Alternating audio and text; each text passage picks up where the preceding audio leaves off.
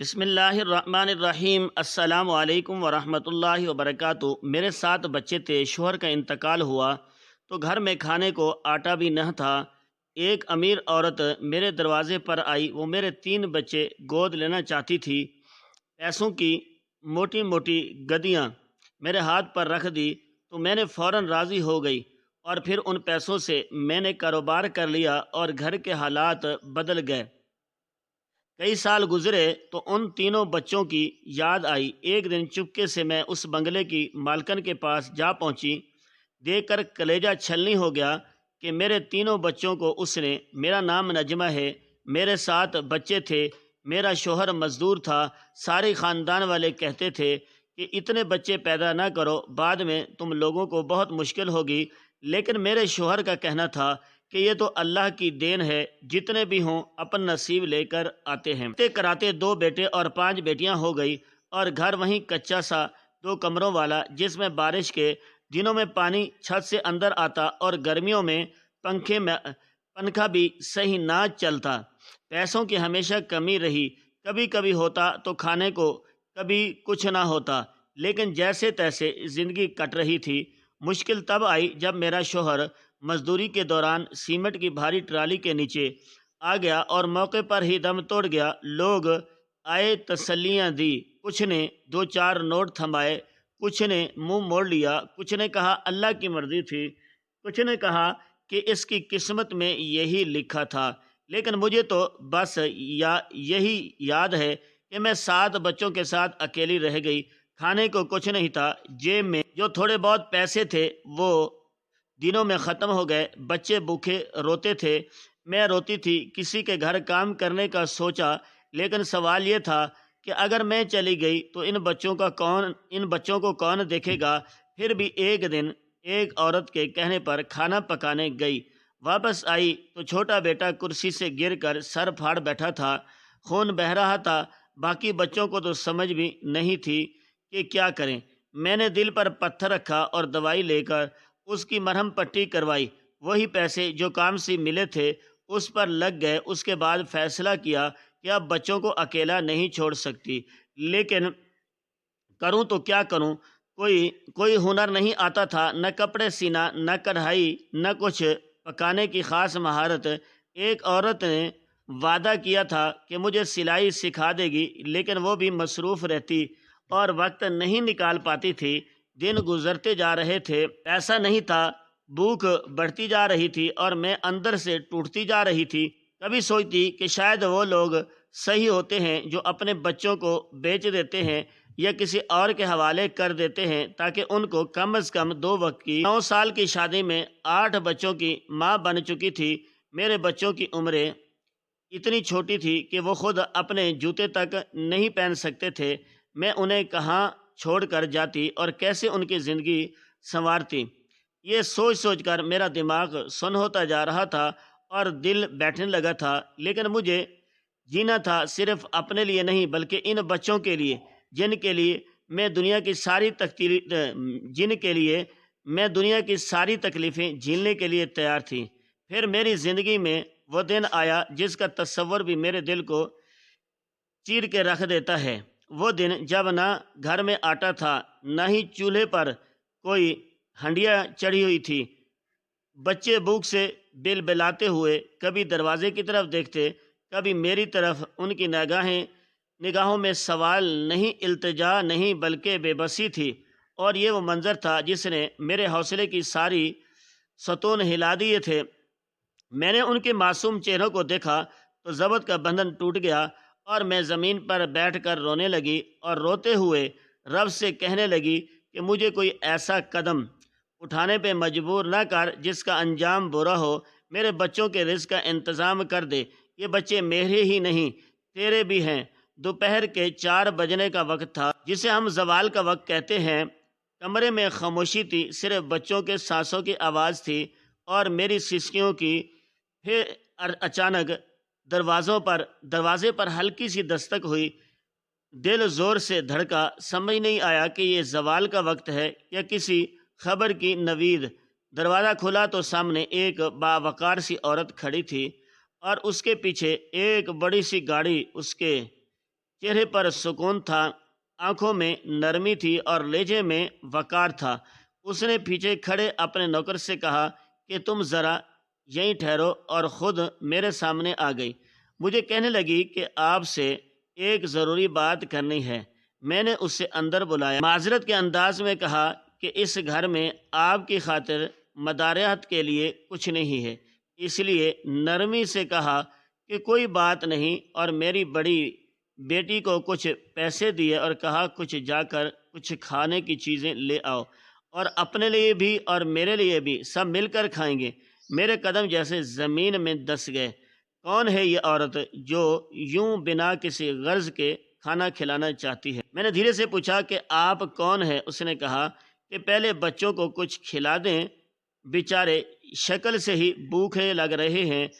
میرا بیٹا بازار گیا اور تھوڑی دیر بعد پکوڑے، سموسے، نان، چنے، روٹی ٹکی اور بسکٹ لے کر واپس آیا۔ سب بچے ایک جگہ بیٹھ گئے اور میں ان کو کھاتے ہوئے دیکھتی رہی، تو جیسے میرے اندر کی ماں کو تھوڑا سکون ملا اور مجھے اس عورت کی نیت پہ یقین سا ہونے لگا۔ میں نے کہا آپ یہاں تک کیسے آئی؟ اس نے کہا کہ میں نے لوگوں سے پوچھا کہ کیا یہاں کوئی مجبور عورت رہتی ہے جس کے بہت سارے بچے ہوں۔ میں نے پوچھا کہ کیوں؟ اس نے یہ سوال کیا تو وہ کہنے لگی کہ میں بے اولاد ہوں، میرے پاس دولت ہے، بنگلہ ہے، نوکر چاکر ہیں، لیکن کوئی ایسا نہیں جسے میں اپنا کہہ سکوں۔ میں ایک بڑے علاقے میں رہتی ہوں جہاں صرف امیر لوگ بستے ہیں۔ میرا بنگلہ نمبر 48 ہے، اس علاقے میں جہاں ہر چیز ہے مگر خالی پن کا علاج نہیں ہے۔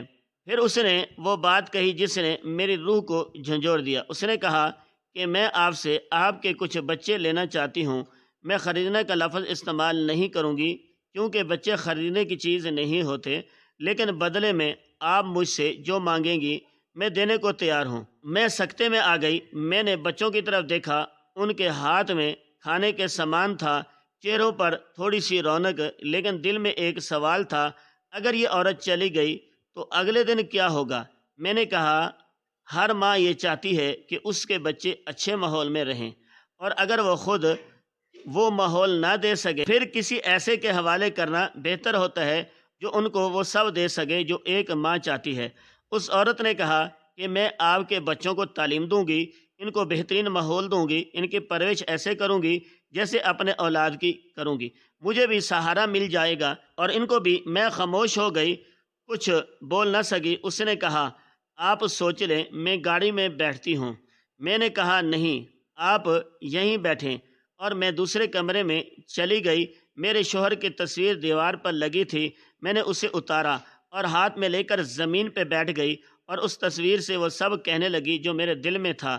تم جو چلے گئے ہو مجھے اکیلا چھوڑ کر، تمہیں کیا معلوم کہ ان بچوں کی بھوک کیسے ہوتی ہے؟ یا مجھے کوئی ہنر نہیں سکھایا گیا، نہ پڑھائی نہ لکھائی، مجھے تو گھر سنبھالنا بھی نہیں آتا، لیکن اب کیا کروں؟ کیا یہ فیصلہ درست ہوگا؟ کیا میں ماں کہلانے کے لائق رہوں گی یا خود غرض کی مورت بن جاؤں گی؟ کیا یہ گناہ ہوگا یا قربانی؟ میں نے آنسو پونجے اور خود کو مضبوط کیا اور باہر آئی۔ عورت اب بھی ویسے ہی بیٹھی تھی جیسے میں اندر کے طوفان کا انتظار کر رہی ہوں۔ میں نے اس کے پاس آ گئی اور کپکپاتی آواز میں کہا کہ آپ کو کتنے بچے چاہئیں؟ میری روح چیخ چیخ کر کہہ رہی تھی کہ رک جاؤ، کچھ نہ دو۔ کسی ماں کے منہ سے یہ جملہ نکلنا سب سے بڑی اذیت ہے۔ اگر بچوں کے بھوکے دیکھ کر کوئی اور راستہ نظر نہیں آ رہا تھا اور میں ماں ہونے کے ناطے فیصلہ کرنے پر مجبور ہو گئی۔ میرے ہونٹ ہل رہے تھے لیکن دل کسی ٹوٹے ہوئے برتن کی طرح کرچیاں بکھیر رہا تھا۔ میں خاموش ہو گئی اور وہ لمحہ مجھے عمر بھر کے لیے خاموش کر گیا۔ اس نے کہا کہ مجھے 3 بچوں کی ضرورت ہے، وہ بیٹیاں اور ایک بیٹا۔ میری آنکھوں میں آنسو آ گئے تو اس نے میرے کندھے پہ ہاتھ رکھا اور کہا یہ پریشان ہونے کی کیا ضرورت ہے؟ اگر بھروسہ نہیں تو کسی سے بھی میرے بارے میں پوچھ سکتی ہیں، بچوں سے ملنے بھی آ سکتی ہیں، لیکن زیادہ بار نہ آنا تو اچھا ہے، کیونکہ یہ نہ ہو کہ وہ تمہارے پاس واپس آ جانے کی ضد کریں۔ میں نے سر ہلا کر کہا کہ جی سمجھ آ گئی ہوں۔ میں نے 3 بچوں کو بلایا اور ان کے سروں پر ہاتھ پھیرا، انہیں پیار کیا اور روتے ہوئے کہا کہ ان کے ساتھ چلے جاؤ، یہ تمہیں بہت اچھے جگہ لے کر جائیں گے، اچھا کھلائیں گے، تمہیں پڑھائیں گے اور ماں کی طرح پیار بھی کریں گے۔ بچوں کے چہروں پہ یہ بھی تھوڑا سا خوف اور تھوڑا سا تجسس تھا، کیونکہ وہ پہلی بار کسی اجنبی کے ساتھ جا رہے تھے، لیکن ان کے چہروں پر بھوک کی تھکن اور محرومیوں کی جھلک اتنی گہری تھی کہ شاید وہ محسوس کر چکے تھے کہ شاید یہ راستہ ان کے لیے بہتر ہوگا۔ اس عورت نے میرے ہاتھ پہ ایک لفافہ رکھا اور کہا، یہ رکھ لو۔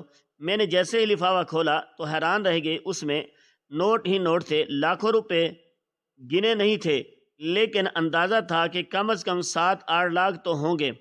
میں نے لرزتے ہاتھوں سے وہ پیسے اٹھا لیے اور اسے دیکھ کر کہا کہ میں آپ کا احسان کبھی نہیں بھولوں گی۔ اس نے کہا کہ احسان کا لفظ مت کہو، تم بھی مجھے اولاد جیسا پیار دیا۔ میں نے بچوں کو جاتے ہوئے دیکھا تو دل جیسے بولنے لگا، ایک ایک قدم ان کا میرے دل کو چیرتا جا رہا تھا، جیسے کلیجے سے گوشت لوتھڑے کٹ گئے ہوں، کاٹ کے کوئی لے جا رہا ہو۔ لیکن میں بے بس تھی، میں ان 3 بچوں کی ماں نہیں تھی۔ میرے پاس اور بھی بچے تھے جنہیں میں بھوکا نہیں دیکھ سکتی تھی، جنہیں میں روز ان کے سوالیہ چہروں کے ساتھ کروا کر سلایا کرتی تھی۔ میں نے دل پہ پتھر رکھ کر انہیں جانے دیا۔ وہ عورت چلی گئی اور جاتے ہوئے اپنا شناختی کارڈ میرے پاس رکھوا گئی کہ اگر کبھی دل میں شک آ جائے تو میرے پتے پہ آ کر بچوں سے مل سکتی ہو۔ میں نے وہ کارڈ اپنے بکسے میں رکھ دیا اور سوچنے لگی کہ اب ان پیسوں سے کیا کرنا ہے۔ اگلے دن میں نے بچوں کے لیے کھانے پینے کی بہت سی چیزیں خریدی، گوشت، آٹا، گھی، چینی، دالیں، سب کچھ خریدا، اور پہلی بار میرے بچے سیر ہو کر کھانا کھا رہے تھے۔ میں نے پہلی بار انہیں سکون سے سوتے دیکھا، تب مجھے لگا شاید میں نے جو کیا وہ اتنا غلط نہیں تھا۔ اگلے چند دنوں میں نے سوچنا شروع کر دیا کہ کوئی ایسا کام کرنا چاہیے جس سے مستقبل آمدنی ہو۔ میں نے سوچا کہ دودھ دہی کا کام شروع کروں گی، کیونکہ بچپن سے ماں کو دیکھتی آئی تھی کہ وہ کیسے دودھ گرم کرتی تھی، کیسے دہی جماتی تھی، کیسے مکھن نکالتی تھی، وہ سب مجھے یاد تھا۔ میں نے ایک فریزر خریدا، کچھ برتن خریدے اور گھر کے اگلے کمرے کو صاف کر کے اس میں دکان بنا لی۔ یہ کمرہ سڑک سے جڑا ہوا تھا اور محلے میں کوئی بھی ایسی دکان نہیں تھی۔ سب لوگ دودھ دہی لینے کے لیے مین بازار جاتے تھے، جو یہاں سے خاصا دور تھا۔ جب 2-3 محلے دار آئے اور خریداری کی تو دل کو تسلی ہوئی۔ اگلے دن تھوڑے اور لوگ آئے اور ہفتے بھر میں اتنا رش ہونے لگا کہ میں اکیلی سنبھال نہیں پا رہی تھی۔ میں نے اپنی ایک ہمسائی جو بے روزگار تھی اسے ساتھ لگا لیا۔ اس کے چہرے پہ یہ بھی خوشی تھی کہ اب وہ کچھ کما سکے گی۔ پھر کچھ دن بعد ایک اور عورت آ گئی جو بیوہ تھی اور اس کے 3 بچے تھے۔ میں نے اسے بھی ساتھ رکھ لیا۔ ہم تینوں مل کر کام کرنے لگی۔ صبح سویرے دودھ لاتی، دہی جمانے کے لیے برتن سجاتی، دوپہر کو مکھن نکالتی، شام کو صفائی کرتی۔ دکان چلتی جا رہی تھی اور میرے دل میں ایک عجیب سی روشنی اترنے لگی تھی کہ اب میں مانگنے والی عورت نہیں رہی۔ اب میں کسی کو جو اب دینے کے قابل ہوں۔ اب میں اپنے بچوں کا پیٹ بھر سکتی ہوں۔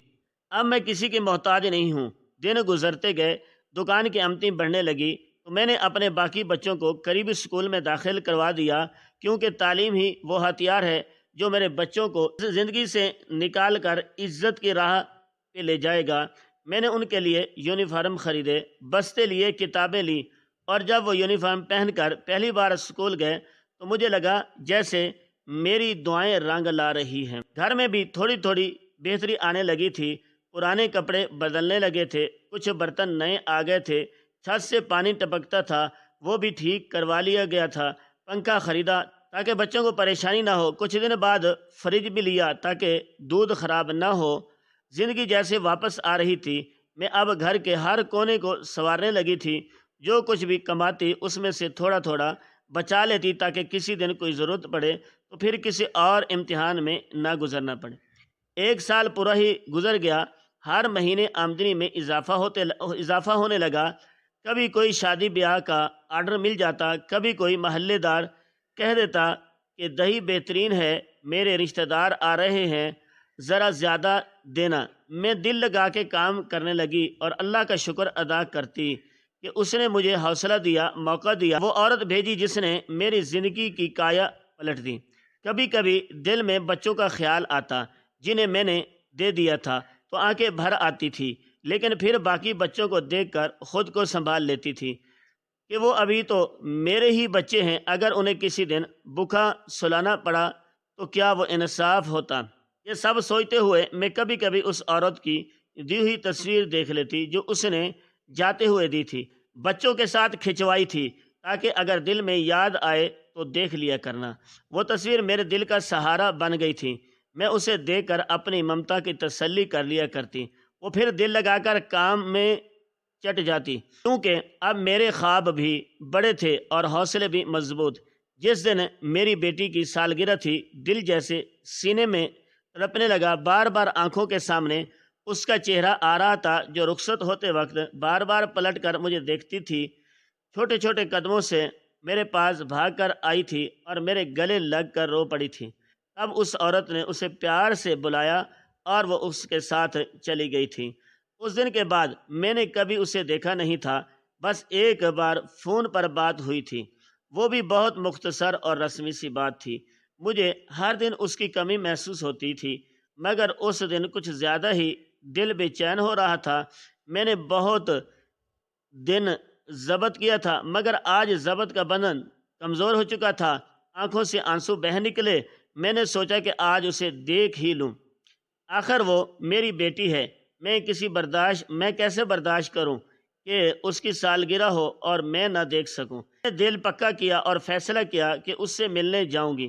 اب تک اس عورت نے میرا اعتماد نہیں توڑا تھا، بچوں کی حالت بہتر تھی اور میں جانتی تھی کہ وہ ان کا خیال رکھ رہی ہے، مگر بہرحال ماں کا دل ہوتا ہے، چاہے کوئی کتنا ہی اچھا کیوں نہ ہو، پھل کے بغیر دل نہیں لگتا۔ میں نے بچوں کے لیے کچھ کپڑے، کھلونے اور تھوڑی سی مٹھائی خریدی اور اپنے بڑے بیٹے کو ساتھ لیا جو اب اتنا بڑا ہو چکا تھا کہ لوگوں کو لگتا تھا کہ وہ میرا شوہر ہے یا بھائی۔ حالانکہ عمر کے لحاظ سے وہ ابھی صرف 12 برس کا تھا، مگر جسمانی لحاظ سے بہت تندرست اور سمجھدار تھا۔ میں نے دکان کی ذمہ داری اس کو دی ہوئی تھی، وہ دودھ دہی تولتا بھی تھا اور گاہکوں سے بات چیت بھی کر لیتا تھا۔ اس کے چال ڈھال میں اعتماد تھا اور لوگوں کو اس پر اعتماد آ گیا تھا۔ وہ اپنے والد کی طرح سنجیدہ اور بردبار بن چکا تھا۔ ہم دونوں گاڑی میں بیٹھے اور اس عورت کے دیے ہوئے پتے کی طرف روانہ ہوئے۔ راستے میں میرا دل زور زور سے دھڑک رہا تھا، بچے مجھے پہچانیں گے یا نہیں، کہیں ناراض تو نہیں ہوں گے یا پھر ایسا نہ ہو کہ وہ مجھے دیکھ کر واپس جانے کی ضد کریں۔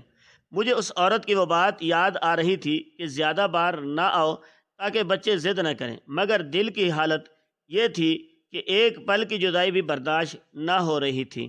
ہم اس بڑے سے علاقے میں داخل ہوئے جہاں بڑی کوٹھیاں تھیں، صاف ستھرے سڑکیں اور چاروں طرف ہریالی تھی۔ مجھے اپنے کچے گھر کی حالت یاد آ گئی جہاں بارش میں چھت ٹپکتی تھی اور گرمیوں میں ہوا رک جاتی تھی۔ وہاں نہ پنکھا تھا نہ اے سی، یہاں پر گھر میں سہولتوں کی بھرمار تھی۔ ہمیں اس بنگلے پر پہنچنے میں زیادہ وقت نہ لگا، گیٹ پر گارڈ بیٹھا تھا۔ میں نے اسے پوچھا کہ یہ فلاں نام کی میڈم کا گھر ہے تو اس نے اس بات میں سر ہلایا اور پوچھا آپ کون ہیں؟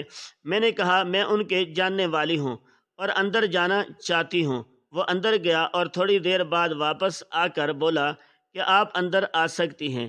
میرے قدم جیسے من کے ہو چکے تھے، ایک ایک قدم اٹھانا مشکل ہو رہا تھا۔ اندر داخل ہوئی تو سامنے خوبصورت سا لان تھا۔ اس بنگلے کے باہر ایک وسیع و عریض لان تھا جس کی گھاس تراشی ہوئی تھی اور کونے میں مختلف پھولوں کے گملے رکھے تھے، لیکن میری نظر ایک ہی جگہ پر ٹھہر گئی جہاں ایک 10 یا 11 سال کا لڑکا سر پر کپڑا باندھے، ہاتھ میں پیپ پکڑے پودوں کو پانی دے رہا تھا۔ اس کے چہرے پر معصومیت تھی، لیکن تھکن اور مایوسی کی پرچھائیاں صاف دکھائی دے رہی تھی۔ میں نے جب غور سے دیکھا تو میرے جسم میں ایک سرد لہر دوڑ گئی، کیونکہ یہ میرا اپنا بیٹا تھا جس کو میں نے ایک اچھے مستقبل کی امید میں یہاں چھوڑا تھا۔ وہ بھی مجھے دیکھتے ہی اپنا پیپ پھینک کر میری طرف دوڑا اور گلے لگ کر زاروں قطار رونے لگا، کہنے لگا امی آپ نے ہمیں کیوں بیچ دیا؟ دیکھیں ہمارا کیا حال ہو گیا ہے۔ میرا دل کلیجہ میرا دل کلیجہ منہ کو آ گیا۔ میں نے اسے زور سے سینے سے لگایا اور لرزتی آواز میں پوچھا کہ تمہاری بہنیں کہاں ہیں؟ وہ ڈر کے مارے میری طرف دیکھنے لگا، پھر خاموشی سے گھر کی طرف اشارہ کیا۔ میں نے اسے اپنے بڑے بیٹے کے ساتھ وہیں بٹھایا اور کہا کہ یہیں رہو، میں ابھی آتی ہوں۔ میرے قدم جیسے زمین سے چمٹ گئے تھے، دل دھک دھک کر رہا تھا، ذہن میں ہزاروں وسوسے گردش کر رہے تھے۔ میں نے اس بنگلے کے دروازے کو آہستگی سے کھولا اور اندر داخل ہو گئی۔ جیسے ہی قدم رکھا، طبلے کی تھاپ پر اور بارمونیم کی مدھم آوازیں سنائی دے، ساتھ ہی ساتھ گھنگروں کی چھنکار تھی۔ میرے دل نے جیسے دھڑکنا چھوڑ دیا۔ میں نے دبے پاؤں اس کے کمرے کی طرف پڑے جہاں سے آوازیں آ رہی تھی۔ کمرے کے دروازے پر پردہ پڑا تھا۔ میں نے آہستگی سے پردہ ہٹایا اور جو منظر دیکھا اس نے میرے ہوش اڑا دیے۔ کمرے کے بیچوں بیچ وہ عورت صوفے پر برجمان تھی اور ایک جانب موسیقی کا استاد طبلے کی تھاپ پر میری دونوں بیٹیوں کو ناچنا سکھا رہا تھا۔ ان کے پیروں میں گھنگرو بندھے ہوئے تھے اور وہ ویسے ہی ناچ رہی تھی جیسے کوئی ماہر رقصہ ہو۔ مجھے دیکھ کر میری بیٹیاں فوراً رک گئی اور بھاگ کر میرے گلے لگ گئی۔ ان کے چہرے خوف سے زرد تھے اور آنکھوں میں آنسو۔ میں نے اپنی آنکھوں میں آنکھیں ڈال کر اس عورت کو دیکھا جو اب گھبراہٹ کا شکار ہو چکی تھی۔ وہ جلدی سے بولی، نجمہ پریشان نہ ہو، یہ تیرے بچوں کا ناچ گانے کا بہت شوق ہے، میں تو بس ان کا شوق پورا کر رہی ہوں۔ میں بڑے ڈانس پروگراموں میں جانچ دلواؤں گی، ان کا مستقبل بنے گا۔ میں نے غصے سے کہا، یہ شوق پہلے تو کبھی نہیں تھا، تو میری بیٹیوں کو طوائف بنانے کا ارادہ رکھتی ہے اور میرے بیٹے کو نوکر بنا کر رکھا ہوا ہے۔ میری بڑی بیٹی نے روتے ہوئے کہا کہ یہ ہم سے دن رات کام کرواتی ہے، جھاڑو برتن کپڑے سب کچھ، پھر ڈانس سکھانے آ جاتی ہے اور کہتی ہے تمہیں طوائف بنا دوں گی۔ میرے اندر کی ماں ایک زخمی شیرنی بن گئی۔ میں نے ان سب کو بازو سے پکڑا اور کہا، چلو میرے ساتھ، یہ جگہ اب تمہاری نہیں ہے۔ وہ عورت آگے بڑھی اور راستہ روک کر کہنے لگی، تمہیں اتنی آسانی سے ان کو نہیں لے جا سکتی، خریدا ہے میں نے ان کو، تم نے خود دیا ہے پیسے لے کر، اب اگر آپ واپس لوگی تمہاری خیر نہیں۔ میں نے کہا، تم کوئی عام عورت نہیں ہو، تم تو انسانوں کے سوداگر ہو، تم جیسی عورتیں معاشرے کا ناسور ہیں، مگر میں اپنی اولاد کو کسی قیمت پر نہیں چھوڑوں گی۔ جیسے ہی میں جانے لگی، وہ عورت میری بیٹی کو مجھ سے چھینے لگی۔ اس کی آنکھوں میں درندگی تھی، وہ جھپٹی اور میرے بیٹیوں کو مجھ سے چھیننے لگی جیسے کوئی درندہ شکار پر حملہ کرتا ہے۔ اس کا لہجہ بدل چکا تھا، کہنے لگی، یہ بچے میرے ہیں، میں نے خریدا ہے، ان کو تم ایسے نہیں لے جا سکتے، تمہیں کیا لگتا ہے میں تمہیں ایسے ہی جانے دوں گی؟ میرے بچے میرے پیٹھ کے پیچھے دبک گئے، بیٹیوں کی چیخیں نکل رہی تھی اور میرا دل حلق میں آ گیا۔ لیکن تبھی باہر سے شور کی آواز آئی اور دروازہ زور سے کھلا اور پولیس اندر داخل ہوئی، جیسے کسی فرشتے نے نازل ہو کر میری فریاد سن لی ہو۔ پولیس نے اندر آتے ہی عورت کو دبوچ لیا اور میرے بچوں کو مجھ سے الگ کرنے کی اس کی ہر کوشش ناکام ہو گئی۔ پولیس افسر نے سختی سے پوچھا کہ یہ سب کیا ہو رہا ہے؟ تو میں نے روتے ہوئے بتایا کہ یہ عورت میرے بچوں کو لے گئی تھی یہ وعدہ کر کے کہ ان کی اچھی پرورش کرے گی، لیکن یہاں تو یہ ان سے جبری مشقت لے رہی تھی، ان کو ناچنے گانے کے لیے تیار کر رہی تھی، انہیں بیچنے کی تیاری کر رہی تھی۔ تبھی ایک پولیس اہلکار نے کہا کہ ہمیں پہلے ہی اس کے خلاف شکایت موصول ہو رہی تھی، لیکن کوئی ثبوت نہیں تھا۔ آج ہمیں سب کچھ دیکھنے کو مل گیا۔ میرا بیٹا جو باہر کھڑا سب دیکھ رہا تھا، اس نے ہوشیاری سے پولیس کو اطلاع دی تھی، کیونکہ اس کے دل میں پہلے ہی کھٹک تھی کہ کچھ نہ کچھ غلط ضرور ہے۔ وہ میرے پیچھے نہیں آیا بلکہ سیدھا قریبی تھانے میں گیا اور وہاں جا کر مدد مانگی اور پولیس کو ساتھ لایا۔ اگر وہ ایسا نہ کرتا تو شاید آج میری بیٹیوں کا مستقبل تباہ ہو چکا ہوتا، شاید میں انہیں کھو چکی ہوتی۔ پولیس نے اس عورت کو ہتھکڑی لگا کر گاڑی میں ڈالا اور اس کے باقی ساتھیوں کو بھی گرفتار کر لیا۔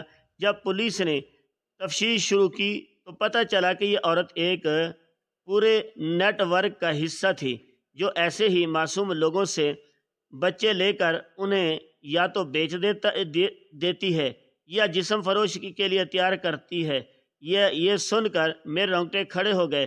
پولیس افیسر نے مجھ سے کہا، تم بہت خوش قسمت ہو کہ تم وقت پر پہنچ گئی، ورنہ یہ بچے تمہیں کبھی واپس نہ ملتے۔ تمہیں اللہ کا شکر ادا کرنا چاہیے۔ میں وہیں سجدے میں گرے، آنکھوں سے آنسو جاری تھے، میرے لبوں پر شکر کا ورد تھا۔ میرے اللہ نے میری جھولی خالی نہیں جانے دی۔ میرے بچے میرے پاس واپس آ گئے ہیں، میری بیٹیاں محفوظ رہ گئی ہیں، ان کا پردہ قائم رہا، ان کی معصومیت سلامت رہی۔ میں نے اللہ کا لاکھ لاکھ شکر ادا کیا۔ پھر ہم سب وہاں سے نکلے اور اپنے گھر کی طرف روانہ ہو گئے۔ راستے میں میری بیٹیاں بار بار مجھے دیکھتی رہی، جیسے یقین نہ کر پا رہی ہوں کہ وہ واقعی اپنی ماں کے ساتھ ہیں۔ میرا بیٹا جو پانی دیتے وقت مجھے نظر آیا تھا، وہ بار بار میری گود میں سر رکھتا اور کہتا، امی میں نے بہت یاد کیا آپ کو، آپ کے بغیر دل نہیں لگتا تھا۔ بہنیں بھی خاموش تھیں، مگر ان کی آنکھیں سب کچھ کہہ رہی تھی۔ جب ہم گھر پہنچے تو باقی بچے جیسے دروازے پر آئے، وہ اپنی بہن بھائیوں کو دیکھا تو ایک کوہرام سا مچ گیا۔ سب ایک دوسرے سے لپٹ گئے، رونا شروع ہو گئے۔ میری ایک چھوٹی بھائی اپنے بھائی کے گلے لگ کر رو پڑی اور بولی، بھائی تم بہت کمزور ہو گئے ہو، تمہیں کیا ہوا ہے؟ میں نے سب کو اندر لے جا کر بٹھایا، ان کے کپڑے بدلوائے، نہلایا دھلایا اور پھر اپنی گود میں بٹھا کر کھانا کھلانے لگی۔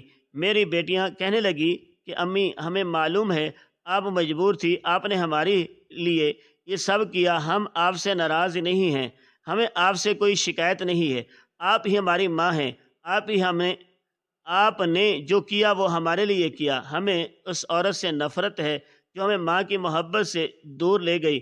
میں نے انہیں اپنے سینے سے لگایا اور کہا کہ اب کبھی بھی تم سے جدا نہیں ہوں گی، اب جو ہوگا تمہارے ساتھ ہوگا، تمہیں میری اجازت کے بغیر کوئی چھو نہیں سکتا۔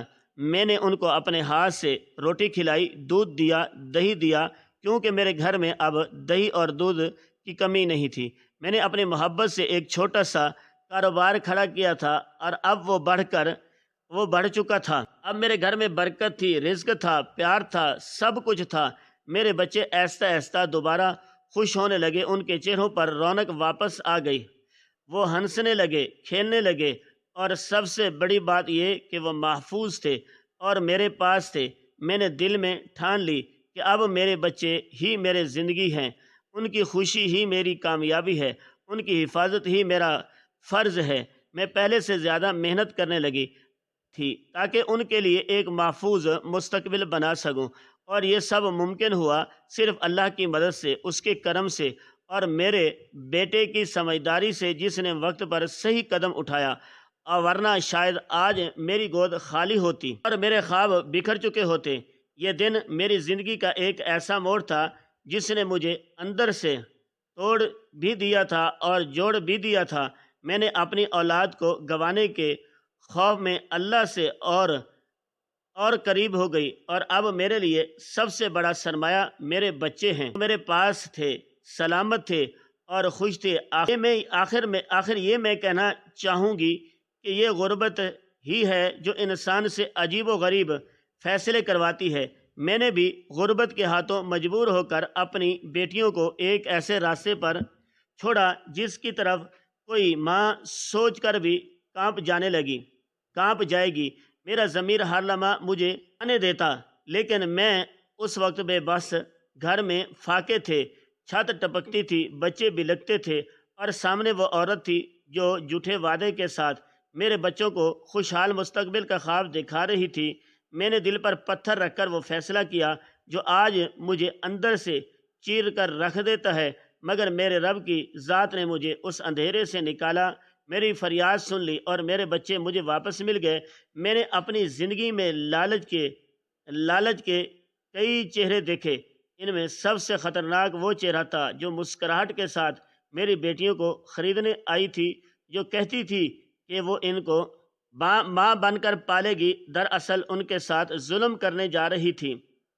وہ عورت ایک بھیڑیے کی طرح معصوم چہروں کو نگلنا چاہتی تھی، اور میں اسی بھیڑیے کے ہاتھوں میں اپنی بچیاں تھما آئی تھی۔ جب اللہ نے مجھے موقع دیا، میں نے پلٹ کر اپنی بیٹیوں کو سینے سے لگایا، ان کے آنسو پونجھے، ان کی ٹوٹی پھوٹی مسکراہٹ کو واپس لانے کے لیے دن رات ایک کیا، اور جب وہ سب بہن بھائی گھر واپس آئے تو میرے گھر میں جیسے بہار لوٹ آئی۔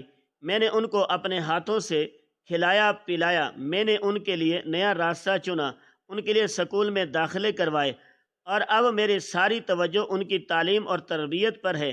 اب میں ہر رات اپنے مرحوم شوہر کی تصویر کے سامنے بیٹھتی ہوں اور اسے یہ تسلی دیتی ہوں کہ میں نے تمہاری اولاد کا پیار سنبھال کر رکھا ہے، ان کو کبھی یتیمی کا احساس نہیں ہونے دیا، نہ کسی غیر کے رحم و کرم پہ چھوڑا ہے۔ میں نے ان کے رزق کا انتظام بھی کر لیا ہے۔ اللہ کے کرم سے اب میرے گھر میں فاقے نہیں ہوتے، دودھ دہی موجود ہوتا ہے، اور بچوں کے چہرے بھی کھلے کھلے لگتے ہیں۔